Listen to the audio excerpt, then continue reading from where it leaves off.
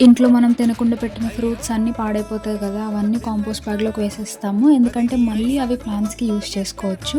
వాటి నుంచి కొన్ని ప్లాంట్స్ కూడా మళ్ళీ వస్తాయన్నమాట. ఒకవేళ మన కండిషన్‌కి తగ్గట్టు ఉంటే గనక ప్లాంట్స్ మళ్ళీ గ్రో అవుతాయి. ఫ్రూట్స్ కూడా ఇస్తాయి. అలా పెట్టినవే అనమాట చాలా మొక్కలు మా గార్డెన్‌లో. అండ్ ఈరోజైతే నేను, మమ్మీ, అన్నయ్య ముగ్గురం టెర్రస్ పైకెళ్ళిపోయాము. ఎందుకంటే ఒక 3, 4 డేస్ నుంచి చాలా హార్వెస్ట్ చేయాలి అనుకుంటున్నాము.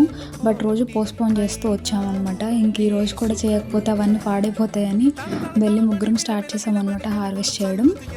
సో, ఈరోజైతే సేమ్ మా గార్డెన్‌లో ఏ ప్లాంట్స్ అయితే ఉన్నాయో వాటన్నిటి నుంచి హార్వెస్ట్ చేస్తూ వచ్చాము. అవే బీరకాయలు, చిక్కుడుగాయలు, వంకాయలు.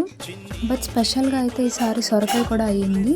అవ్వడం కాదు, ఇది అయ్యి చాలా రోజులు అవుతుంది అండ్ ఇప్పటికి ముదిరిపోయింది కూడా మేము కట్ చేసేటప్పటికి. అండ్ యాజ్ యూజువల్ కొంచెం చిక్కుడుకాయలు ఇవన్నీ తీసుకొని మంచిగా బాస్కెట్ ఫుల్‌గా ఉండేసరికి చాలా హ్యాపీగా అనిపించింది.